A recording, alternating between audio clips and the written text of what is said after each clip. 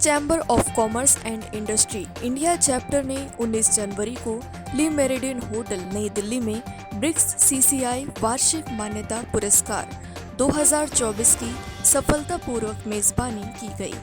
भारत के पूर्व राष्ट्रपति श्री के रामनाथ कोविंद ने उद्घाटन समारोह अवसर में मुख्य अतिथि के रूप में शोभा बढ़ाया। उन्होंने व्यवहारिक दृष्टिकोण साझा किया और ब्रिक्स ब्लॉक के विस्तार के लिए सामूहिक दृष्टिकोण के साथ एक सतत भविष्य के प्रति प्रतिबद्धता को उजागर किया। For the warm welcome. It is indeed an honor for me to be here with you today. I extend my warm greetings to all the dignitaries, esteemed guests and participants present here today from BRICS nations and across the globe. My special congratulations to all the awardees. Ladies and gentlemen, we are gathered here today not just to celebrate excellence, but also witness a historic moment. Earlier this month, 5 new countries were included in the BRICS. बता दें कि पुरस्कार समारोह के मुख्य अतिथि राज्यसभा के पूर्व सदस्य महाराजा डॉक्टर कर्ण सिंह थे। सांस्कृतिक विरासत और राजनेता के रूप में डॉक्टर सिंह ने इस कार्यक्रम को सांस्कृतिक और ऐतिहासिक प्रतिध्वनि से समृद्ध किया। इस कार्यक्रम का एक मुख्य आकर्षण थी Aditya Birla centre for community initiatives and rural development की चेयरपर्सन और व्यापार में दिग्गज राष्ट्रीय बिरला, जिन्हें BARA में लिविंग लीजेंड अवार्ड से सम्मानित किया गया। बिरला ने इस कार्यक्रम के बारे में अपने विचार व्यक्त करते हुए कहा, ये शाम न केवल हमारे सामूहिक उपलब्धियों का उत्सव है। BARA पुरस्कार विजेता और ब्रिक्स राजदूत HE Joao Gilberto was Brazil और ब्रिक्स CCI के महानिदेशक डॉक्टर BBL मधुकर ने युवा को प्रोत्साहित किया।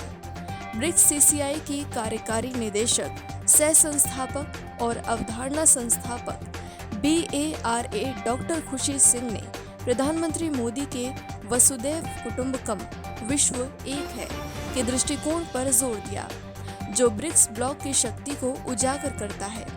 ब्रिक्स CCI के बारे में 2012 में स्थापित BRICS chamber of commerce and industry BRICS CCI BRICS देशों के बीच वाणिज्य और उद्योग सहयोग को बढ़ावे में समर्पित एक महत्वपूर्ण संगठन के रूप में खड़ा है। पारितोषिक से कार्यक्रम हुआ है ब्रिक्स चैम्बर ऑफ कॉमर्स की ओर से। मुझे बहुत अच्छा लगा ये, क्योंकि ब्रिक्स एक नई संस्था बनी है, आप जानते हैं 2010 में बनी थी। पहले 5 देश थे, अब 5 देश और आगे 10 देश हो गए और आशाएं बहुत हैं इस पे, क्योंकि बहुत सारी ऐसी संस्थाएं रह जाती हैं, बन जाती हैं, फिर काम नहीं करती हैं आगे। लेकिन इनका जो मैंने देखा पिछले 10 वर्षों में इन्होंने काफ़ी कार्य किए हैं। तो ये जहाँ तक कॉमर्स और इंडस्ट्री का प्रश्न है, मैंने कहा उसका तो ज़रूर वृद्धि होनी चाहिए, लेकिन ये नहीं है कि जो सारी दौलत है वो चंद लोगों के पास जाए। यथासंभव जितने गरीब लोगों के पास जा सकती है उतना अच्छा रहेगा। और ऐसा भी नहीं हो कि प्रगति करते करते वातावरण सारा नष्ट हो जाए, जो हो रहा है।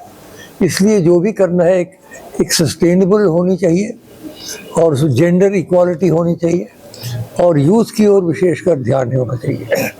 तो मैं सब यहाँ जो प्रबंधक हैं और इस संस्था के जो पदाधिकारी हैं उन सबको बहुत बहुत बधाई देता हूँ, अच्छा कार्य कर रहे हैं। कहेंगे आज के इवेंट के बारे में, पूर्व राष्ट्रपति भी यहाँ पे शामिल हुए, कैसा रहा ये डिस्कशन पूरा और कितना फायदा होगा? ये बहुत अच्छा फंक्शन था। ब्रिक्स चैम्बर ऑफ कॉमर्स का अवार्ड फंक्शन था। हमारे सोसाइटी में इतना अच्छा काम करने लोग हैं, हमारा ब्रिक्स कंट्री में है, इसको ऑनर करना है, वो तो हमारा इंस्पिरेशन है। उसका लार्जर इश्यू है हमारा man Man is the cruelest creature on the face of the earth. We are killing each other. There are wars, battles all over every day. इसलिए तो we have to put an end to this.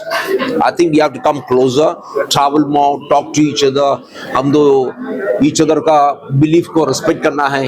इसलिए तो कल मैं Indian express में एक article भी लिखा था, क्यों मैं क्रिश्चियन हूँ, मैं राम टेम्पल को क्यों सपोर्ट कर रहा है. हमारा 85% का लोगों को विश्वास है राम इधर जन्म होगा. He was born here, इधर he was living there, and therefore क्यों नहीं.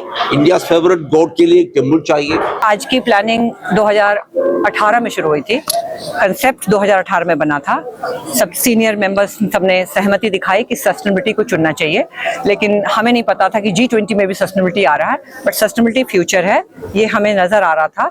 सो हमने जब 5 कंट्री थे, हम तब भी ब्रिक्स एंड बियॉन्ड बोलते थे, और हमें नहीं पता था कि कौन सी 5 कंट्री जुड़ने वाली है.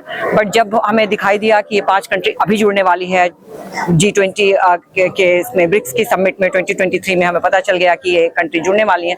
ये अपॉर्चून टाइम लगा हमें, तो हमने सस्टेनेबिलिटी को थीम बना के, इन्वेस्ट इन योर प्लैनेट को थीम बना करके इसको कंसेप्चुअलाइज किया.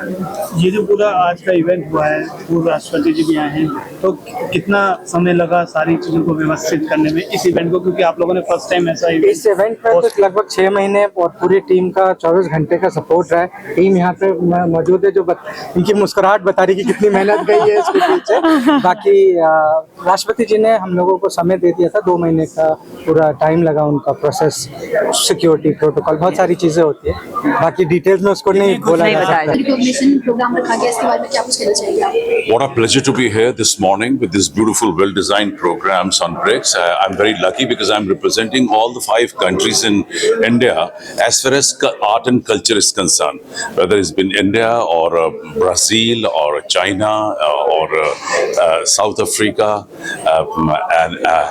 and Russia.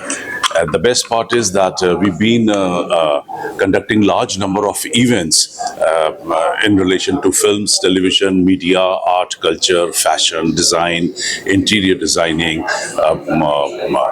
exhibitions, and we're trying to bring in a large number of people from all these 5 countries to International Chamber of Media and Entertainment Industry, and trying to build up a wonderful relation between India and people of these countries, and that has brought many organizations and many people of these countries close to India.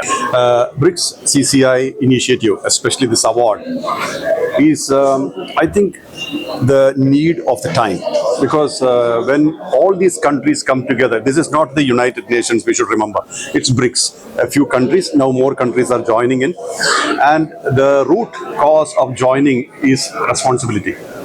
We all have responsibility towards Earth, which is usually not discussed. We talk about climate change, we talk about various superficial things. Climate change is not superficial, it's a very important thing. But then steps taken are sometimes superficial. Not everybody follows it. So it is important that a few countries come together, who are substantial countries, and they should take it forward to a level where everybody, 8 billion people of the Earth, of the world, should be responsible. If all of us are responsible towards every aspect of our existence, the world will be a better place. So this